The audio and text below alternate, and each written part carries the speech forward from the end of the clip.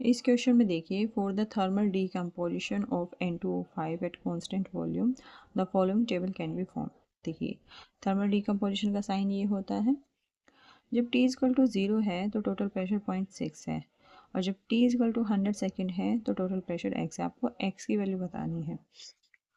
जब t equal to 0 है तो सारा प्रेशर इस गैस की वजह से होगा, तो 0.6 सारा इसी की वजह से होगा। ये तो आपके प्रोडक्ट अभी बने ही नहीं हैं। 100 सेकेंड के बाद आपके धीरे धीरे प्रोडक्ट बन जाएंगे, कुछ ये बनेगा कुछ ये बनेगा।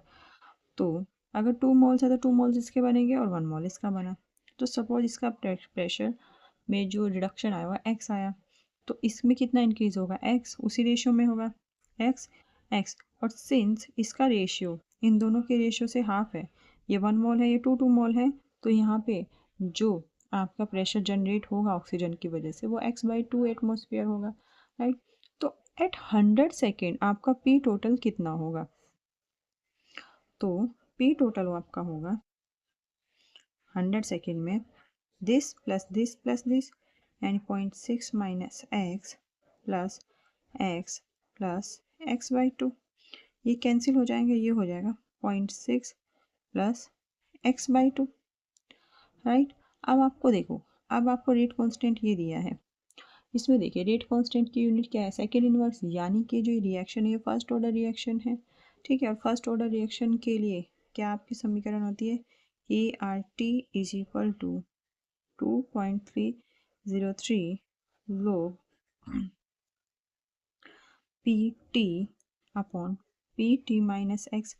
PT शुरुआत में तो टोटल प्रेशर 0.6 है, टोटल प्रेशर तो 0.6 है, तो इसको कैसे लिखेंगे, KRT is equal to 2.303 log, तो ये है 0.6 divide by 0.6 minus x, right.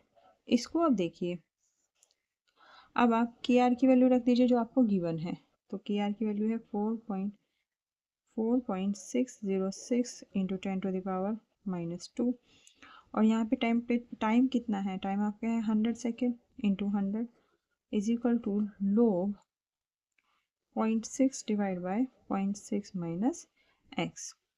और यहाँ पे आपकी एक टर्म और है 2.303, इसको मैं यहाँ डिवाइड में लिख सकती हूँ, ठीक है। अब देखिए तो ये 2 टाइम्स हो जाएगा, और 10⁻⁻² और 10⁻+2 कितना हो जाएगा 1, तो यहाँ की क्या वैल्यू आएगी, इसकी आएगी 2 is equal to log 0.6 upon 0.6 minus x. आपको पता है ये 10 बेस पे है log, तो जब अगर मैं इसका log रिड्यूस करूँ तो ये क्या हो जाएगा 10⁻², ये 10 यहाँ आ जाएगा और ये पावर में चला जाएगा, और ये इक्वल हो जाएगा 0.6 अपॉन 0.6 माइनस एक्स।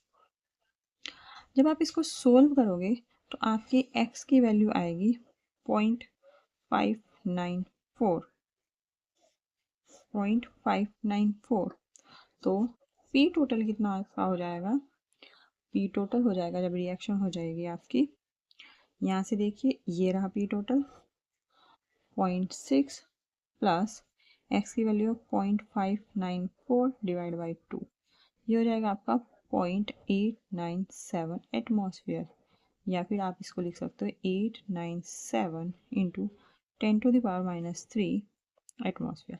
तो आप यहाँ पे कंफ्यूज नहीं करेंगे कि x की वैल्यू, ये x की वैल्यू निकाल दी तो यहाँ पे इसको आप 594 इंटू 10⁻⁻³ करके, नो, ये नहीं है। पी टोटल पूछा है कि 100 सेकेंड के बाद जो आपका पी टोटल हुआ, जो 100 सेकेंड के बाद जो पी टोटल हुआ उसकी वैल्यू इसने x दी है, ठीक है। तो ये पी टोटल आपको बताना है, या आपको कन्फ्यूज़न ना हो तो आप इस x की जगह कुछ भी लिख सकते हैं, इस x की जगह आप y लिख लो, ये कुछ भी लिख लो, ठीक है, तो आपको कन्फ्यूज़न नहीं होगा। ये पी टी यहाँ पे x है, राइट। तो आपका पी टी की वैल्यू आई 897, तो यहाँ पे आप वैल्यू पुट कर दोगे 897, जो अप्रोक्सीमेटली आपकी हो जाएगी 900 इंटू 10⁻⁻³ एटमॉस्फेयर। तो यहाँ पे मैंने x इसीलिए लिखा है ताकि जो कन्फ्यूज़न जनरेट हो सकता है, जो आप गलती कर सकते हो वो ना करें।